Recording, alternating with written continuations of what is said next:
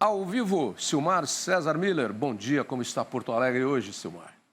Meu caro Otávio, muito bom dia aos nossos amigos do Terra Viva. Chovendo muito aqui no sul, tá vendo? Chuva forte, inclusive na capital. Mas é bom, chuvinha nesse momento é bem, extremamente bem-vinda. Aqui estava precisando que essa chuvinha subisse. Vamos saber daqui a pouquinho com a Patrícia. Que temos aí no mercado financeiro, mercado de commodities, como é que está a economia hoje? Já vem dois destaques importantes: o dólar disparando, uma alta de 1 ponto percentual, R$ 5,64 a cotação da moeda americana. Tem a ver com o exterior, mas tem a ver também com a expectativa de um pacote novo aqui que está sendo gestado no governo. Vamos ver o que vai sair dessa caixa de Pandora, que é o Ministério da Fazenda e o governo federal, na verdade, como um todo. Lá fora destaque o petróleo desabando no mercado externo, 4,3% de queda, agora há pouco, US$ 74 o barril, do tipo Brent. Basicamente, os fatores que estão influenciando esse tombo do petróleo é o rumor de que Israel desistiu de atacar refinarias de petróleo do Irã, que era uma expectativa que vinha fazendo o petróleo subir, desistiu dessa ideia, talvez vai bombardear outra coisa e não o petróleo. E, por outro lado, também há uma tendência para 2025 de um excedente de produção. Os países estão aumentando a produção de petróleo e a tendência de demanda do consumo está caindo, especialmente por causa da economia arrastada da China, que está com a dificuldade de se recuperar, e isso está fazendo com que os preços do petróleo, portanto, deem uma despencada na manhã de hoje, repetindo aqui, 4,3% de queda agora há pouco.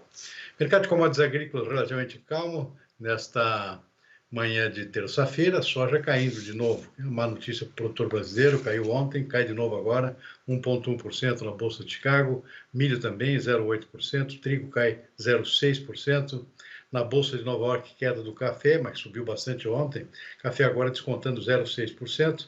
O Arábica em Nova York, Robusta em Londres, ainda com alta, 0,2%. Referência para o nosso café Conilon. Ainda na Bolsa de Nova York, o algodão sobe um pouquinho, 0,1%. Açúcar também, pequena alta de 0,1%. Suco laranja, alta de 1,7%. E o cacau também subindo 0,8%. Suco laranja e cacau ainda refletindo pouca oferta em termos de produção global. E o boi gordo no mercado futuro da B3 segue aquela trajetória de alta, sobe mais 0,5%. Aliás, o mercado físico, altas generalizadas na manhã de hoje, tá vindo. Pecuarista aí que tem boi deve estar satisfeito nesse momento.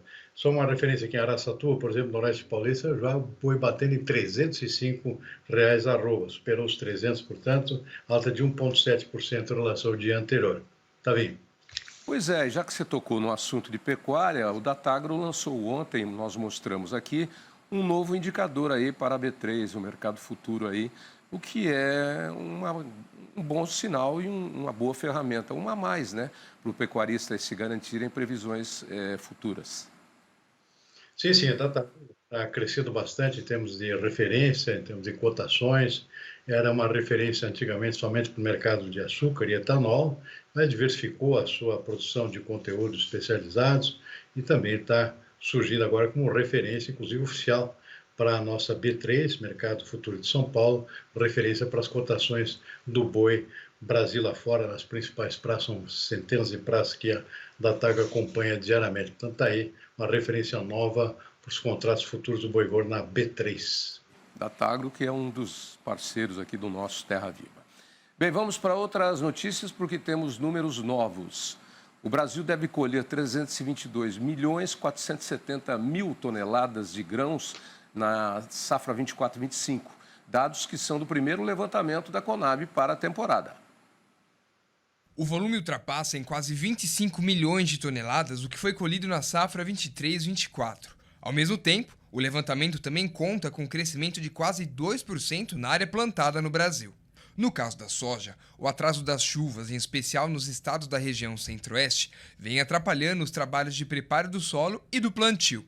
Mesmo assim, a produção está estimada em pouco mais de 166 milhões de toneladas. Para o milho, a Conab projeta a recuperação de 3,5% na safra, estimada então uma colheita de 119,75 milhões de toneladas. Essa primeira revisão da Conab também indica crescimento na colheita do algodão brasileiro, alcançando uma produção de 3,7 milhões de toneladas da pluma. A área plantada com arroz deve crescer e levar a colheita para quase 12 milhões de toneladas na safra 2024-25. E para o feijão, a expectativa de produção total no grão do país, somando os 3 ciclos do cultivo, é de 3,26 milhões de toneladas, 0,5% acima do obtido na safra anterior. E o trigo, que é a principal cultura de inverno aqui no Brasil, teve a previsão da safra reduzida para 8,26 milhões de toneladas, principalmente por causa de problemas no clima durante todo o ciclo, em especial no Paraná. Que nós vamos falar exatamente desses problemas, alguns deles aí do clima, na sequência. Mas, Silmar, temos novos números aí, é um primeiro levantamento, mas já com índices positivos aí no geral.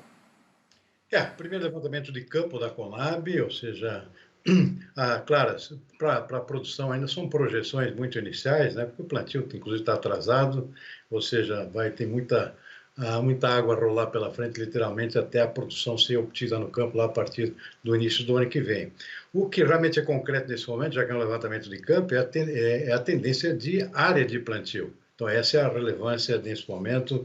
E a Conab, com esse levantamento de campo, está vendo aqui uma tendência de crescimento na área de plantio de algodão, que é muito bom, porque o algodão está com preço bom no mercado internacional, tem uma quebra da safra americana, tendência de crescimento da área de 2,9% nesse primeiro levantamento de campo. E o maior destaque é para o arroz, crescimento de 9,9%, ou seja, quase 10% de aumento na área de arroz. O produtor está animado, o preço do arroz está bom, então está motivado aqui para plantar mais na atual safra. Vamos esperar agora que a produção também corresponda a esse aumento da área de plantio. A Conab, por enquanto, está projetando aqui um aumento da produção em torno de 13,8%, para cerca de 12 milhões de toneladas, o que é extremamente bem-vindo, claro, desde que o clima ajude até a colheita, que só vai ocorrer lá por março, abril do ano que vem. Mas o que chama atenção realmente é o forte aumento de área. A principal mudança de área de plantio é a do arroz na atual safra.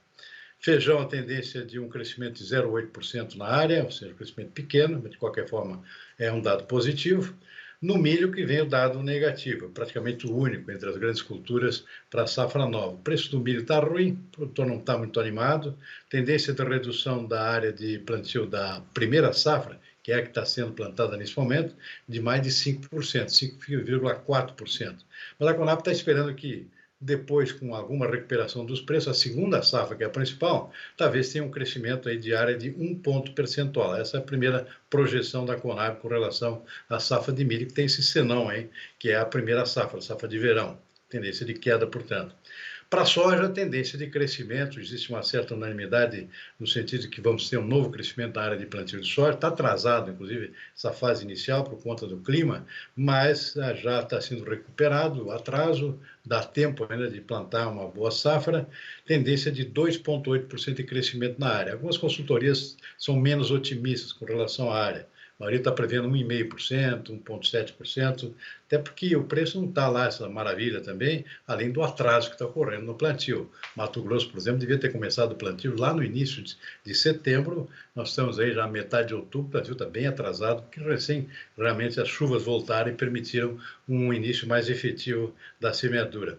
Mas a Conab está otimista ainda, então, como eu disse, prevendo aqui 2,8% de aumento. Então, esse é o retrato do momento em relação a intenções de plantio. Se tudo correr bem e o clima ajudar, aí sim podemos ter uma safra, um novo recorde de produção de 322,5 milhões de toneladas, que significaria quase 25 milhões de toneladas a mais do que na safra que foi colhida neste ano de 2024, tá vendo? Pois é, que o clima influencia e depende muito dele, isso a gente já sabe, chuva para mais, chuva para menos. Agora é importante estudar como é que ele influencia, né? Para que todos possam aí desenvolver novas variedades de espécies que sejam aí mais resistentes, vão buscar água mais no fundo do solo. E por conta disso as entidades não param de fazer pesquisas. E agora, um estudo da Embrapa indica que o fenômeno climático El Niño impacta diretamente a produção de soja no Cerrado brasileiro. Pesquisadores querem entender também, antes da gente rodar a reportagem, os efeitos em outras regiões do país. Ô, Silmar, eu pensei que essa estava com você ainda, mas essa aqui já é para a gente fazer a ponte para Menina do Tempo, mas acho que dá para você falar alguma coisinha sobre isso. Esses estudos são importantes, né? Porque você pode desenvolver novas variedades que ficam menos suscetíveis ao clima. Não, sem dúvida, isso já está acontecendo, está vendo, inclusive, o escalonamento do plantio em função de tendências climáticas. O clima está mudando no mundo, tem regiões aqui que as chuvas chegam mais tarde, outras estão chegando um pouco mais cedo.